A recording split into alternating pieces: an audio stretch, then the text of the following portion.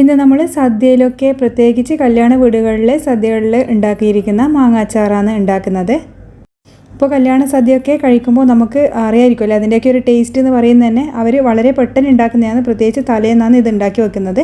നല്ല ടേസ്റ്റ് ആയിരിക്കും കഴിക്കാൻ വേണ്ടിയിട്ട്. അപ്പോൾ അതെങ്ങനെ ഉണ്ടാക്കുന്നതെന്ന് നോക്കാം. വെറും 5 മിനിറ്റിനുള്ളിൽ തന്നെ നമുക്കിത് റെഡിയാക്കാൻ പറ്റും.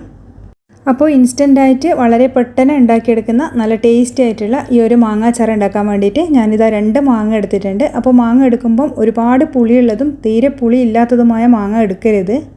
അപ്പോൾ നമ്മൾ മാങ്ങ നല്ലപോലെ ഒന്ന് കഴുകിയതിന് ശേഷം ഇതാ ഇതുപോലെ കട്ട് ചെയ്ത് വെച്ചിട്ടുണ്ട്. ഇനി ചെറിയ പീസായിട്ട് ഇതുപോലെ ഒന്ന് അരിഞ്ഞ് വെക്കണം. ഒരുപാടങ്ങ് വലിപ്പം കൂടരുത്. ചെറിയ ചെറിയ പീസായിട്ടല്ലേ നിങ്ങൾ ശ്രദ്ധിച്ചിട്ടുണ്ടാകും. അപ്പോൾ ഇതുപോലെ ചെറുതായിട്ട് വേണം അരിഞ്ഞെടുക്കാൻ. ഇനി ഇതിലേക്ക് നമ്മൾ ആവശ്യത്തിനുള്ള ഉപ്പും കൂടിയും ചേർത്തിട്ട് നല്ലപോലെ ഒന്ന് മിക്സ് ചെയ്ത് വെക്കുന്നുണ്ട്. ഉപ്പ് നല്ലപോലെ മിക്സ് ചെയ്തതിന് ശേഷം നമ്മൾ മിനിമം ഒരു അരമണിക്കൂറെങ്കിലും ഒന്ന് മാറ്റി വെക്കുക. അപ്പോൾ എത്ര മണിക്കൂർ മാറ്റി വെച്ചാലും കുഴപ്പമൊന്നുമില്ല. ഉപ്പ് നല്ലോണം മാങ്ങയിൽ പിടിച്ചിട്ട് നമ്മൾ മാങ്ങാച്ചാറിന് നല്ലൊരു രുചി കൂടുകയുള്ളൂ. അപ്പോൾ അത് ഒരു പ്രത്യേക ഒരു ടിപ്പാണ്.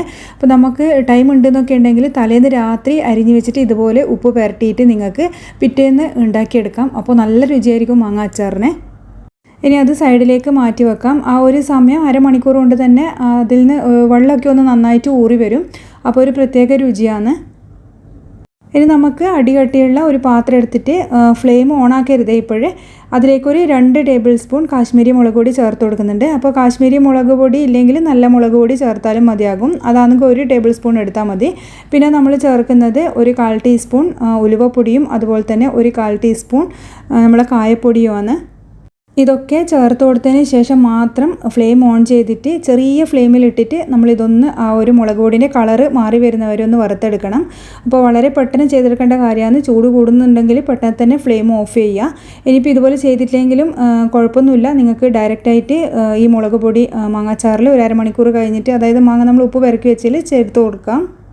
അതുപോലെ തന്നെ മുളക് പൊടിയൊക്കെ നിങ്ങളെ എരിവിനനുസരിച്ചിട്ട് നിങ്ങൾക്ക് എടുക്കാം. അപ്പോൾ ഞാനിത് ചെറിയ ഫ്ലെയിമിലിട്ടിട്ട് നല്ല പോലെ ഒന്ന് അതിൻ്റെ ഒരു കളർ മാറി വരുന്നവരെ ഒന്ന് വറുത്തെടുക്കുന്നുണ്ട്. ഇനി നമുക്ക് ഫ്ലെയിം ഓഫ് ചെയ്ത് കൊടുത്തിട്ട് ഈ ഒരു അരമണിക്കൂർ നമ്മൾ മാറ്റി വെച്ച മാങ്ങയിലേക്ക് ചേർത്ത് കൊടുക്കാം. ഇപ്പോൾ തന്നെ നമുക്ക് അത്യാവശ്യത്തിന് ഇതിൽ നിന്ന് വെള്ളമൊക്കെ ഇറങ്ങി വന്നിട്ടുണ്ട്. ഇതുപോലെ കഴിക്കുമ്പോൾ ഒരു പ്രത്യേക രുചിയാണ്. അപ്പോൾ ഇങ്ങനെ വെറുതെ കഴിക്കാനും നല്ല ടേസ്റ്റ് തന്നെയാണ്. ഇനിയിപ്പോൾ നമ്മൾ നേരത്തെ വറുത്ത് മാറ്റി വെച്ച മുളക് പൊടി ഇതിലേക്ക് ചൂടോട് കൂടി തന്നെ കേട്ടോ ചേർത്ത് കൊടുക്കുന്നത്. അങ്ങ് മാറ്റി വെക്കേണ്ട ആവശ്യമൊന്നുമില്ല. എന്നിട്ട് നമ്മൾ നല്ല പോലെ മാങ്ങയായിട്ട് ഒന്ന് യോജിപ്പിച്ച് കൊടുക്കുക.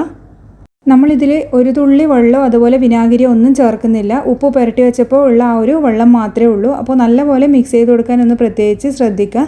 അപ്പോൾ ഇത് ഇൻസ്റ്റൻ്റായിട്ട് ഉണ്ടാക്കുന്നത് കൊണ്ട് തന്നെ നമുക്കൊരു 3-4 ദിവസം മാത്രമേ പുറത്ത് വെച്ചിട്ട് ഉപയോഗിക്കാൻ പറ്റുള്ളൂ. അത്രയും ദിവസം കഴിഞ്ഞിട്ട് ബാക്കിയുണ്ടെങ്കിൽ നിങ്ങൾക്ക് ഫ്രിഡ്ജിൽ സൂക്ഷിച്ച് വെക്കാൻ പറ്റും. ഇനിയിപ്പോൾ നമ്മൾ നല്ലോണം മിക്സ് ചെയ്തതിന് ശേഷം ഇതിലേക്ക് ഒന്ന് വറുത്തിടുന്നുണ്ട്. അതുപോലെ നിങ്ങൾക്ക് കുറച്ച് ലൂസായിട്ടുള്ള അച്ചാറ് വേണമെന്നുണ്ടെങ്കിൽ തിളപ്പിച്ചാറ് ഒരു 2 ടേബിൾ സ്പൂൺ വെള്ളം ചേർത്ത് കൊടുക്കാം. അതുപോലെ ഇതിൽ ഒരു 3-4 പച്ചമുളക് വട്ടത്തിലരിഞ്ഞതും ഒരു 3-4 കറിവേപ്പില ചെറുതായി നുറുക്കിയതും വേണമെങ്കിൽ ചേർത്ത് കൊടുക്കാം. പക്ഷേ ഞാൻ ഇതൊന്നും ഇതിൽ ചേർത്ത് കൊടുക്കുന്നില്ല. നിങ്ങൾക്ക് താല്പര്യമുണ്ടെങ്കിൽ ചേർത്ത് കൊടുക്കാം. ഇനിയിപ്പോൾ നമുക്കിതിലേക്ക് വറുത്തിടാം. ഞാനതിന് ഒരു സെയിം പാന് തന്നെയാണ് അടുപ്പത്ത് വെച്ചത്. അതിലേക്ക് ഒരു 2 ടേബിൾ സ്പൂൺ എള്ളെണ്ണയാണ് ചേർത്ത് കൊടുക്കുന്നത്.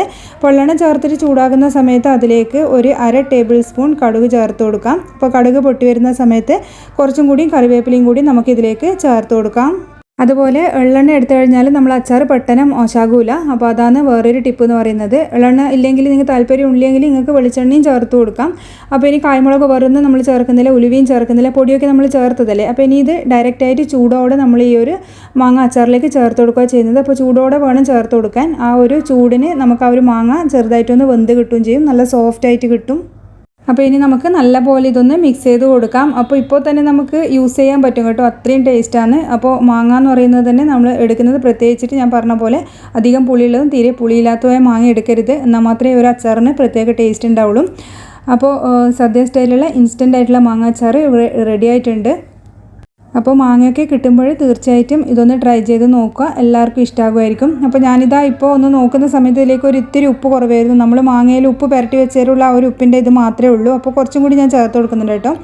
അപ്പോൾ ഇതാ നല്ലപോലെ എന്നിട്ട് വീണ്ടും ഒന്ന് മിക്സ് ചെയ്ത് കൊടുക്കുന്നുണ്ട്. അപ്പോൾ എല്ലാം കറക്റ്റായിട്ട് കിട്ടിയിട്ടുണ്ട്. ആ ഒരു ഉപ്പ് കുറച്ചൊന്ന് കൂടുതൽ നിൽക്കണം, എന്നാലേ ആ ഒരു പുളിയായിട്ട് ബാലൻസ് ആയിട്ട് നല്ല കറക്റ്റായിട്ട് കിട്ടുള്ളൂ. അപ്പോൾ നമ്മളെ മാങ്ങാച്ചാർ നല്ല ടേസ്റ്റ് ആയിട്ടുള്ള മാങ്ങാച്ചാർ ഇവിടെ റെഡിയായി. അപ്പോൾ വീഡിയോ ഇഷ്ടമായാലും നിങ്ങൾ ട്രൈ ചെയ്ത് നോക്കാൻ മറക്കരുത്. അതുപോലെ ചാനൽ ആദ്യമായിട്ട് കാണുന്നവരാണെങ്കിൽ ലൈക്ക് ചെയ്യാനും ഷെയർ ചെയ്യാനും സബ്സ്ക്രൈബ് ചെയ്യാനും മറക്കരുത്.